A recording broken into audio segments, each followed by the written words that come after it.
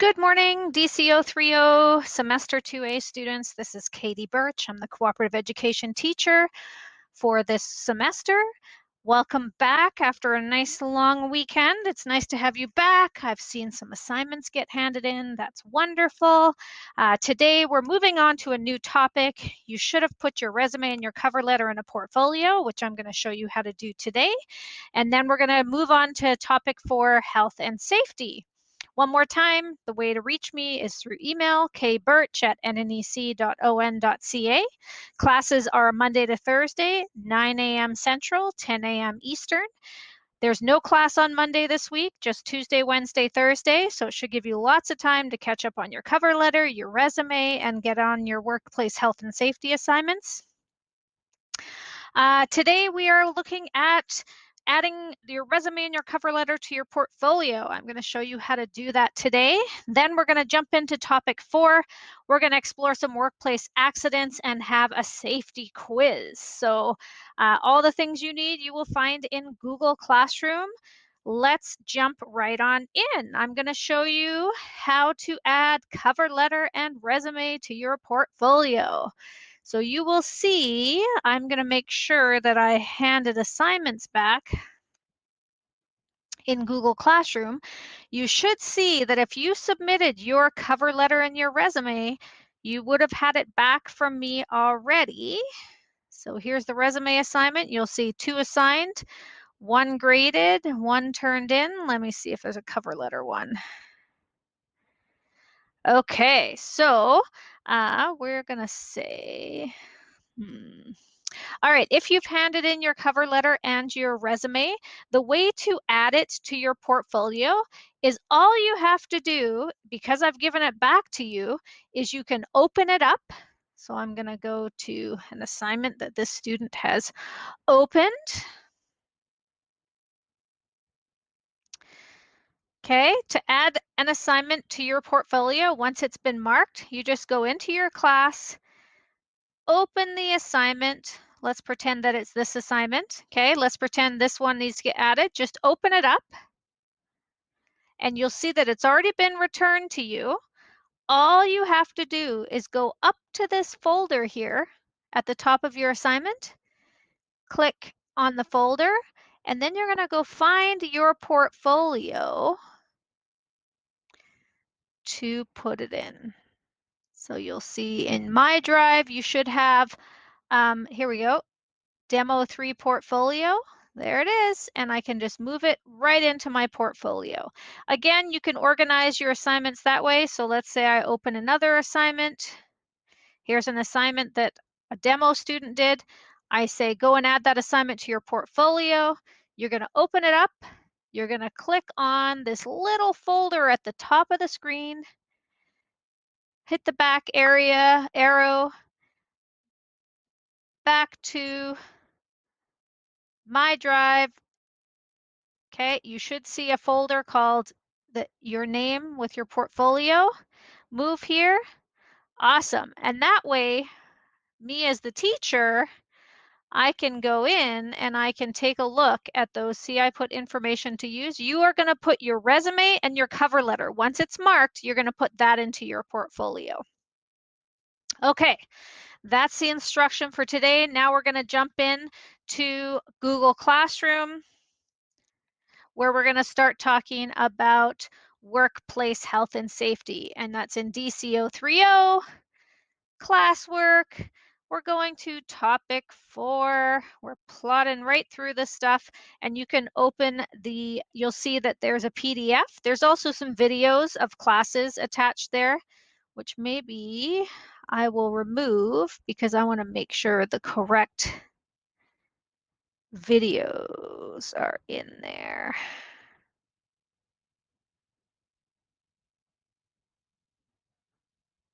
Okay. All right, so I will see you in Google Classroom. I'll give you a couple minutes to get there. And in the classwork stream, I have shared topic 4 with you. What I recommend you do is open up, if you right click on this PDF, it will open it up in a new tab, okay? And then what you'll do is leave this open as well. So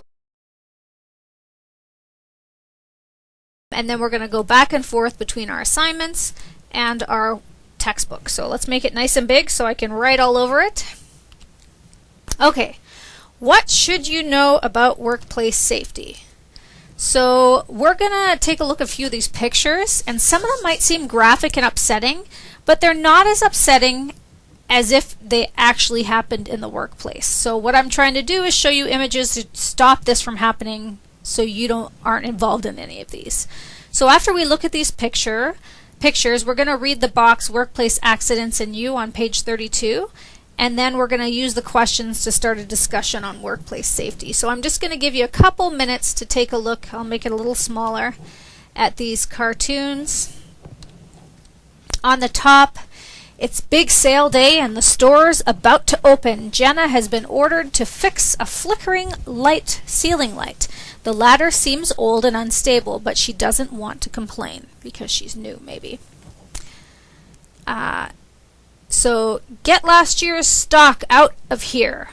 Richard, move it, move it, move it. Jenna, hurry it up. So this boss is obviously not practicing safe handling of his employees. She's feeling pressured to get this bulb changed.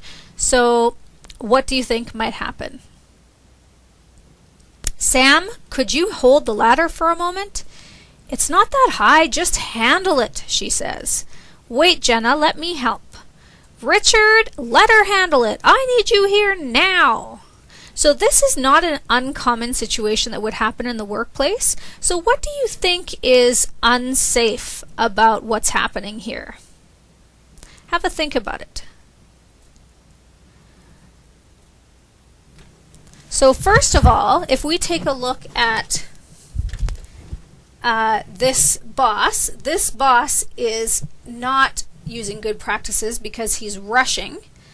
This guy and girl are busy not paying attention, and she's on a ladder by herself. Good practice would be someone would hold the ladder to stabilize her and be there to catch if something happened. And obviously if she's climbing that high, some kind of safety harness would definitely be in order. We're going to talk a little bit more about the rules because lots of workplaces have rules to help protect employees, and it's the manager's responsibility and it's the employee's responsibility to make sure things are handled safely. All right, so let's keep moving down. So here we see she fell and she landed through a glass table. Someone called 911. So this guy's thinking to himself that it wasn't an accident because this was a job for 2 people, not 1, and that an old ladder should have been replaced years ago. Okay, so we looked what workplace danger is shown in the story. There's really no accidents.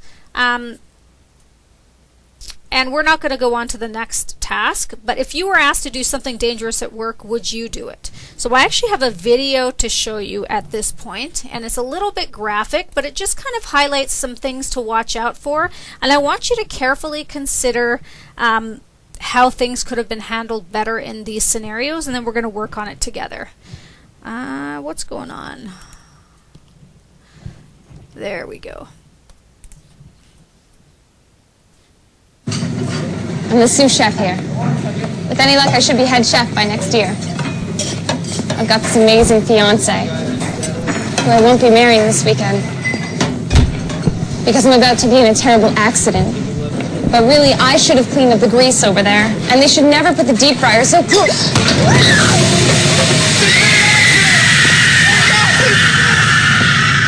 Somebody help me! Okay, that first workplace accident. What do you think whose responsibilities were identified in that video? So we're going to create a little table together. You don't have to. First one was the restaurant accident.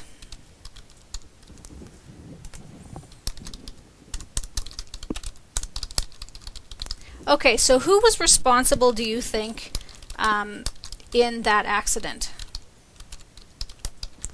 Okay, so first of all, it was the employee because she didn't clean up a spill that was on the floor.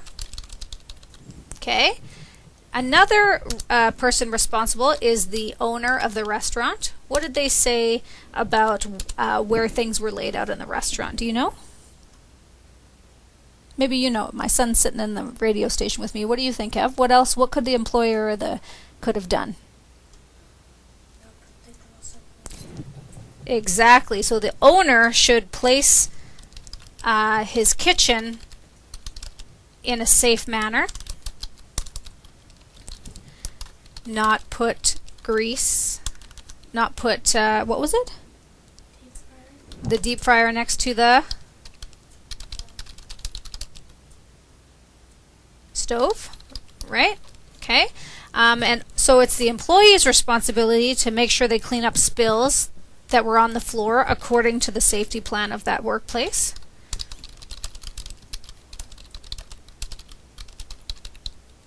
And it was the owner's job to make sure that the restaurant was placed appropriately. Okay? And then ultimately, what could you do to fix it? So I'm just going to put safety policies and procedures.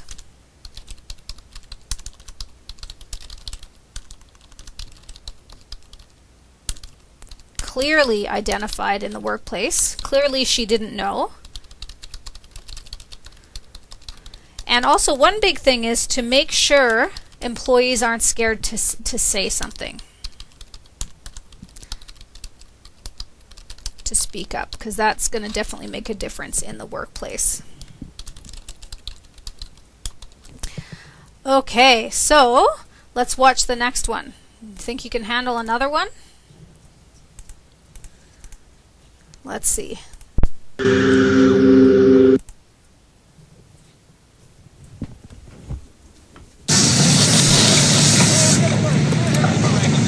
I'm working overtime because I want to take my family on a nice vacation.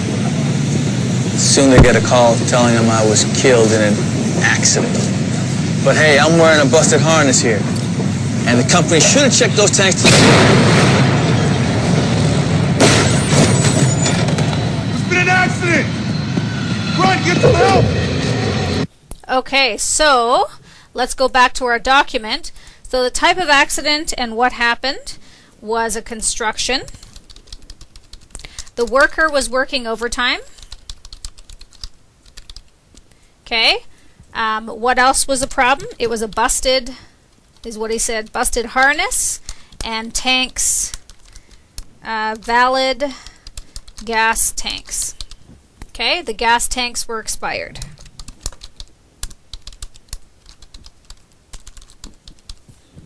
Type of accident and the problem. Okay, so the construction worker accident. So the employee, the employer is responsible for making sure equipment is safe and to standard. Okay, and the employee, what was his responsibility? Do you have an idea, Ev? No, the employee's responsibility is to make sure you work within the allotted time and not to go over to work when you're tired. So maybe he would have been making bad decisions because he was feeling like he wanted to earn that overtime, but there needs to be, it's the same issue as before, how to improve it, safety policies clearly in place, okay? Equipment needs to be checked regularly.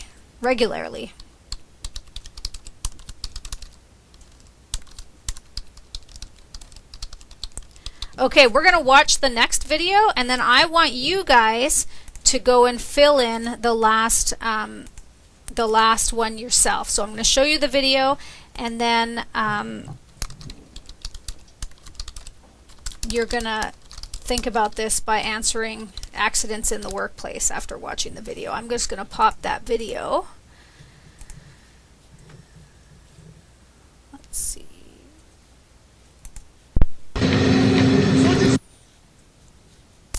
Just going to pull that up again so I can put that link.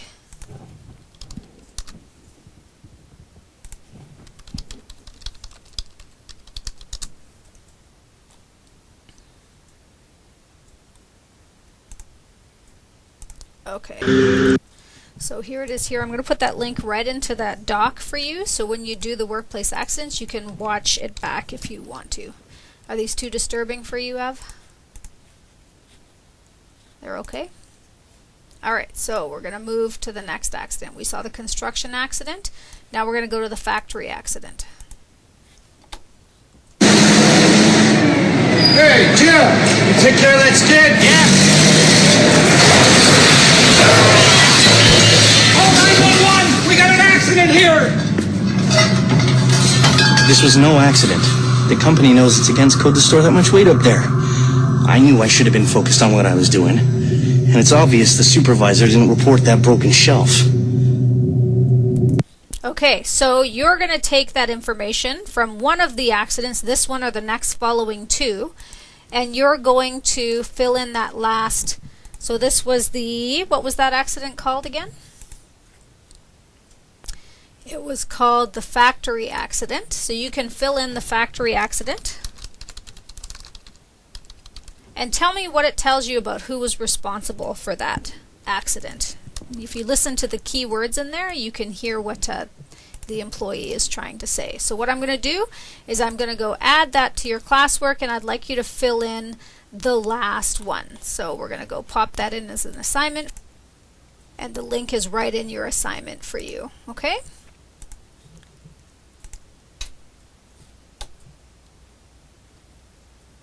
Perfect. You'll see it's right under there. Oops. Right under topic 4 for you. Okay, so let's keep going. Lots of accidents are preventable if we just take a look and we really think about, you know, practicing safety at work. Okay, so let's move on. All right, spot the hazards. Okay, so we actually have an activity in LM4-2 that's called Spot the Hazards, and I think we're going to do it together, but I'll show you where to find it if you want to do it on your own. Oh, I didn't put it in there. So let's take a look. Safety begins with knowing the risks of your environment, okay? How well can you spot the hazards in these 3 different environments? A kitchen, an office, and a shop floor. So what we're going to do is we're going to just circle where we see the accidents happening. And so let's take a look. Let's find the first accident. Oh, leave the headphones on, Em. You can leave the headphones on and put that in your pocket. And you can circle the accidents for me if you like.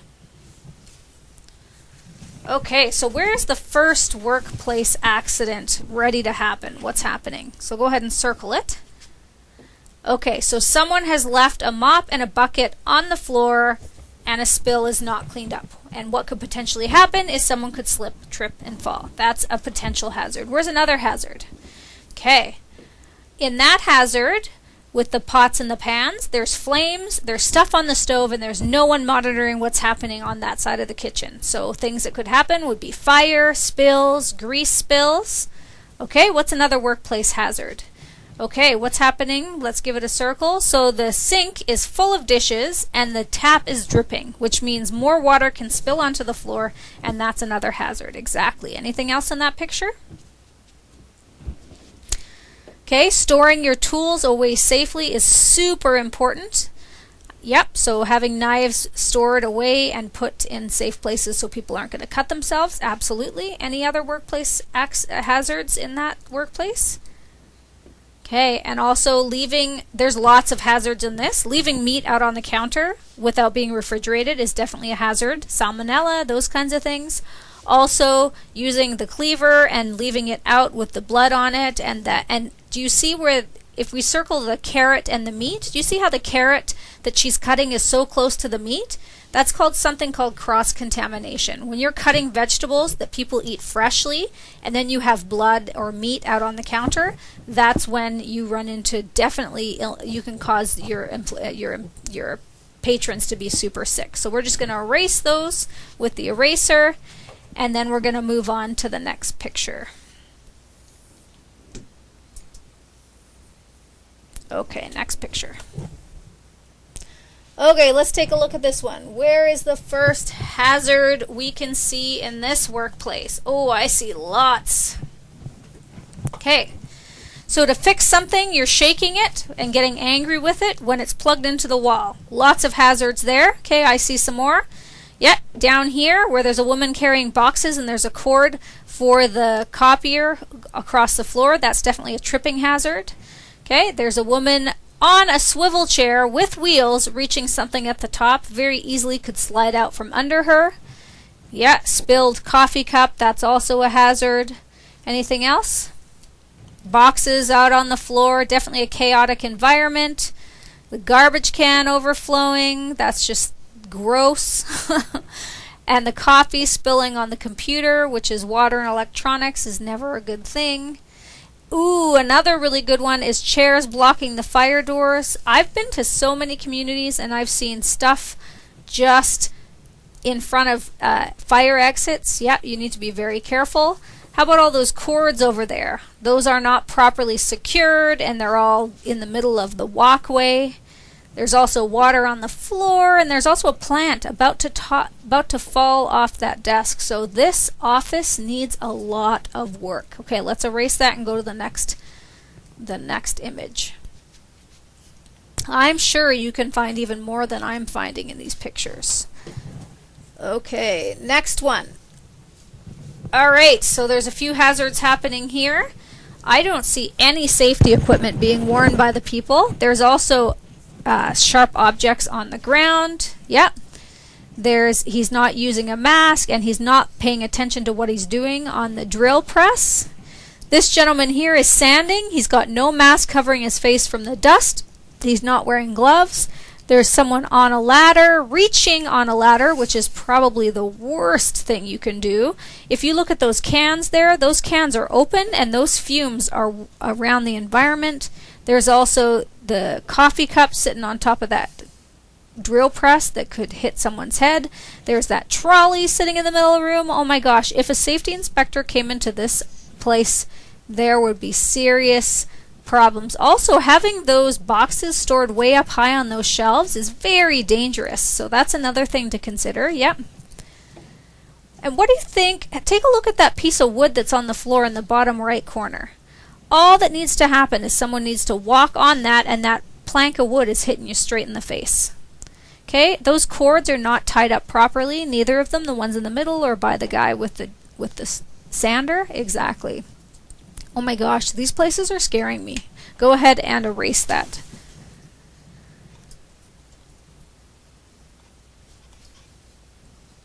Okay, we're now going to go to a website, which I've given you a link. It's called the Young Worker Employment Awareness Program, and we're going to do a quiz to check your general knowledge. So we're going to go to the Young Worker Safety Quiz, and let's go take a look at the quiz. So we're going to scroll down, and we're going to tap what we think the right answer is. So, whoops, we'll make it smaller so we can read it. Okay, what's the responsibility of the employers towards their young employees' safety? Do they have to follow the OHSA? Do they provide training in a language the majority of the workforce understands? Do they ask workers to buy equipment as they need it? Or do they allow workers to work as much as they can to get more knowledge on the job? The answer for this is both A and B. So we're going to, whoops, what happened? X out of that for me, will you? Is A and B. Perfect. And we're going to submit and see if we got it right. Yes, we got it right. We're going to go to the next question. Next question. Choose the correct answer. Which of the following is not a hazard? Tripping and slipping, is that a hazard? Yep. Toxic chemicals, is that a hazard? Yep. Sprains due to lifting heavy plates and trays while serving. So these are hazards for people who work in restaurants. So tripping and slipping on floors, definitely a hazard. Strains and sprains for lifting plates and trays, that's a hazard. Burns while preparing hot drinks or carrying hot utensils is a hazard, but I would say toxic chemicals probably isn't a hazard of a restaurant employee. So let's hit submit and see if we're right. Yeah, we were right. Next question. Okay. For an 18-year-old worker, which one of the following statements is incorrect, which means it's not correct? So for an 18-year-old, there's no limit to the number of hours of work. I don't think that's right. People get tired. B, they can work any job. There's no restriction on the type of work. Ooh, that's important too.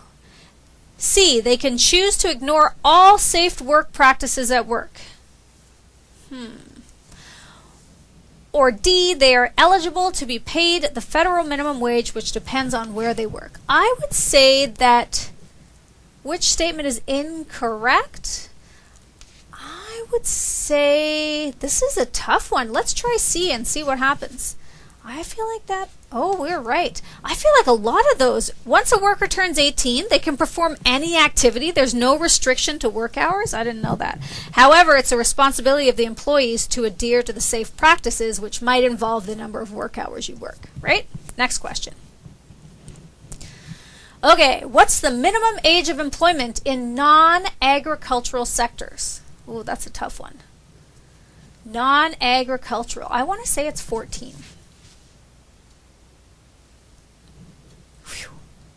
Okay. That includes Canada as well. I know this is like American, but it generally follows the same principles. So which of the following actions must a young worker, 18 or older, not perform while operating tractors or trucks? A, operate tractors without receiving proper training. Well, that's definitely something that needs to happen. Follow the instructions given in the operator's manual. Wear PPE, which is personal protective equipment where required.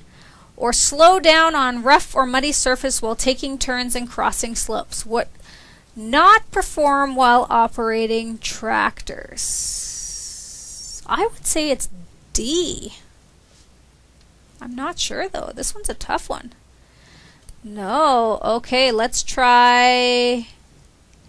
Should not perform. Well, should not operate without receiving. I would say follow instructions given in the operator's manual. Oh my goodness, I am not good at this. Try A. I think I got this question messed up. Wow, not doing very well on this test. Oh wait, let's read what it says. Driving trucks can lead to many dangerous situations. It's important that the tractor driver is trained to handle. But I thought it said not. This was a confusing question. They must not perform. They must not operate tractors with... Oh, this was a double negative. I got confused. Okay, next question.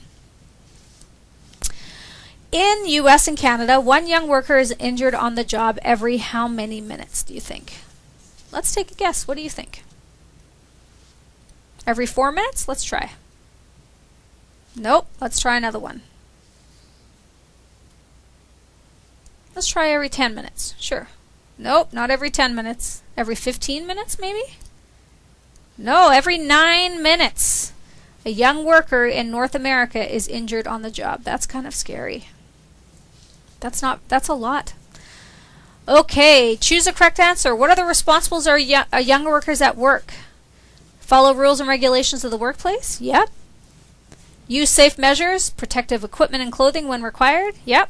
Request safety training if allotted unfamiliar work? Yep. To have knowledge to react in an emergency and report to the supervisor? I would say all of the above. Yeah. Next question.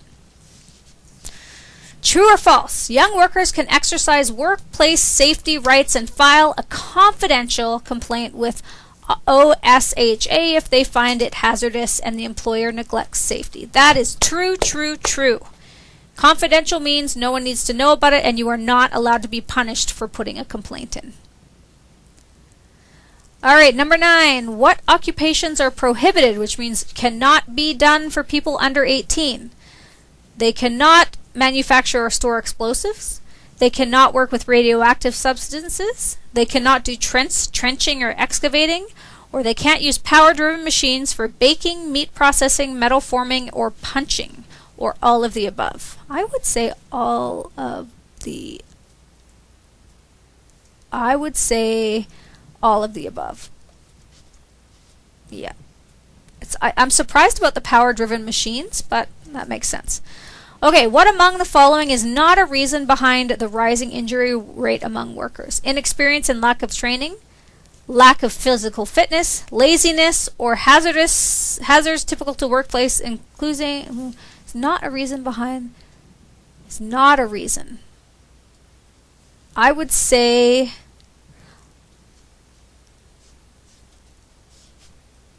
yeah, let's go with C. Laziness and unwilling to work. That's what we wonder. Yes, that is not a factor. Occupational injury rates are higher among youth workers. The parts of the brain that control the identifying hazards and decision making are still growing. So lack of experience contributes to injury rates. Okay, 20% of 188 deaths of under 20 youth workers were caused by lack of experience. Interesting.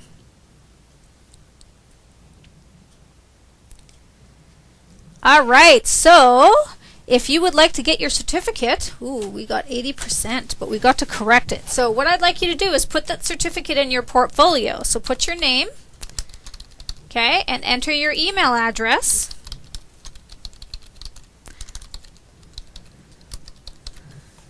Okay, and you go get certificate.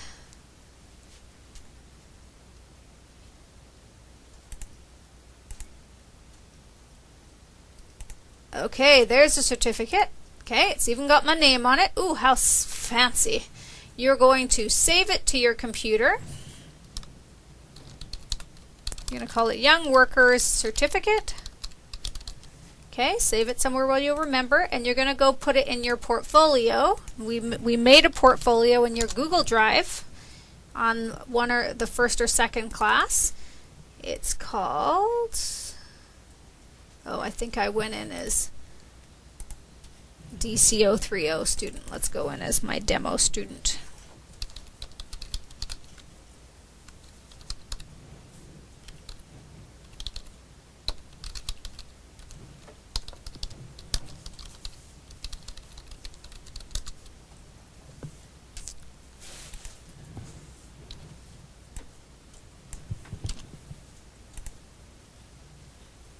Okay.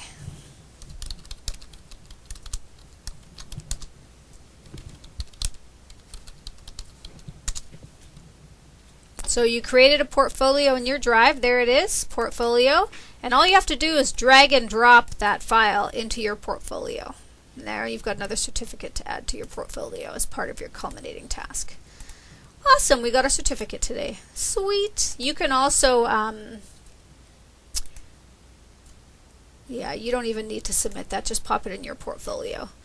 All right, what time is it? 22. Whoa, we're running out of time. Let's go to the next. I think we got time to do one more section, and then we'll move on. And I'm just going to show you how this will read to you. It should be working now.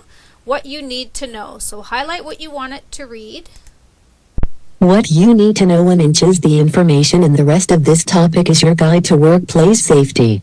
It tells you about the kinds of injuries that can occur on the job, whose responsibility it is to report unsafe situations, your rights as a worker, and different kinds of safety training. Awesome. Read and Write is an awesome tool. Okay, so let's take a look. We're going to read through this together. Which part of your body do you think would most likely be injured on the job? What do you think? Did you read it? Which part of your body do you think is most likely to get injured on the job? Your arms or your hand. I could tell you I actually just had a workplace injury yesterday. I cut my finger cutting lettuce because I was doing it too quickly. So it is definitely your hand. According to Statistics Canada, it is your hand followed by your back. Almost 3 out of every 10. So 3 out of 10 workers have work-related injuries to their hand, including me right now. Okay, the most frequently injury is sprain or strain, but the next most common is cut or fracture. Okay, workers in the service industry, which includes food prep, are more likely than workers to experience burns or scalds. Well, that's obvious because they're cooking. Okay, workers in agriculture are more likely to experience fractures. Okay, workers most at risk of being injured are machinists and metal workers, and 13% at least suffered 1 injury, according to Canadian Health Survey. Types of hazards, okay? Workplace Safety and Insurance Board, it's called WSIB, it's called. You've probably seen commercials for it. that administers workplace insurance has identified 4 types of hazards in the workplace. Okay? So let's go take a look at the types of hazards we might see in the workplace. And here's the 4 types. One example are chemical hazards in the workplace. These are liquids and cleaning products, paint, acids, solvents, anything that has fumes or that can spill and burn your skin, basically. So there's chemical hazards, there's physical hazards, which is electricity, sunlight, ladders, spills, so that would be loud noise. I used to work in a bakery and I absolutely hate the noise of a fan now, so that's a physical hazard. So we have chemical, physical, biological. What's a biological hazard, do you think? Where does the word bio come from? Biology, which means it's related to blood and body fluids, mold, fungus, bacteria, and virus. Right now, this is a huge issue, coronavirus, and that's a bacterial, that's a virus, and that's a biological hazard right now that we're seeing coming out of China. Okay, so we have chemical, we have physical, we have biological, and we have ergonomic hazards. These are really important ones too, because these are ones you don't notice. Bad workstations, poor lighting, lifting things without a break, sitting up with your back bent, repeating the same movements over and over, using too much force. Okay. So we've got our 4 types of hazards, which are 1, chemical. What's the other one? Physical. Physical. What's the next one? Biological. Biological. And what's number 4? It's called ergonomic, which has to do with movement. Ergonomic. And that's to do with posture and sitting. You can go ahead and erase all of that.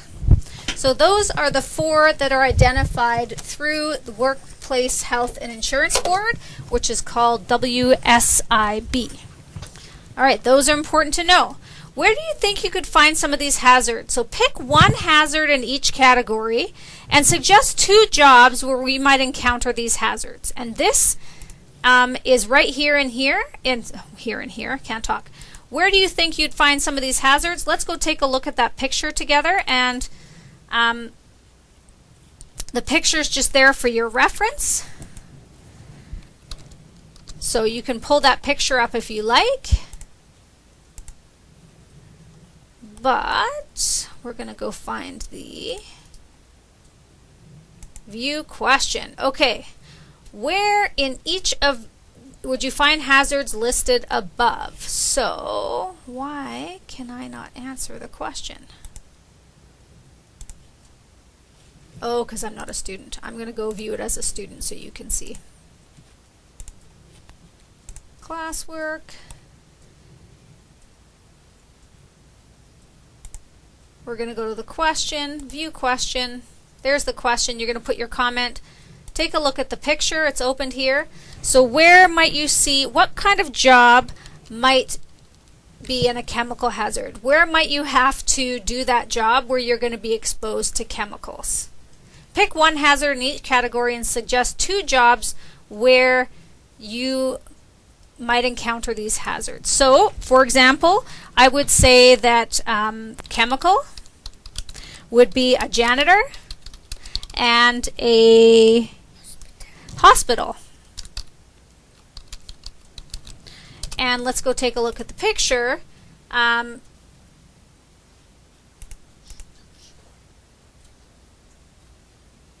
I would say that fumes from chemical cleaners. Okay, let's look at the next job for the, what's the next hazard? Chemical, what's the second one? Biological. Where might you run into a biological hazard? What kinds of jobs would be a biological hazard? I would say in a nursing station and a doctor's office maybe, right? maybe a chef because of people cutting and eating their food with cutlery. Okay.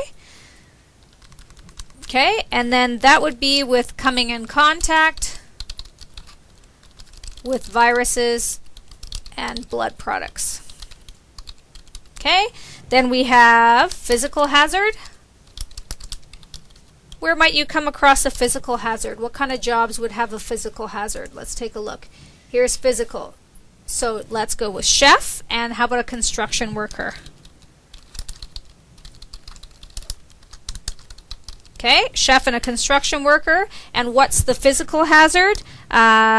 Is dangerous equipment, such as knives and power tools, right? All right, and the last one is ergonomic. Where might you see someone who would struggle with ergonomic, with bad posture? I would say at a grocery store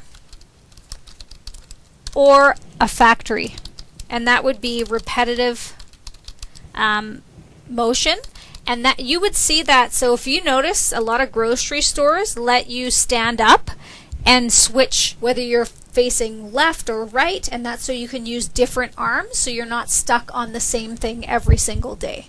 So that's your job. You're going to come up with those 4 hazards and tell me 2 jobs and what the hazard exactly is, and then hit send.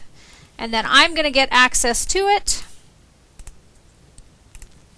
I'll show you what happens once you post in the question.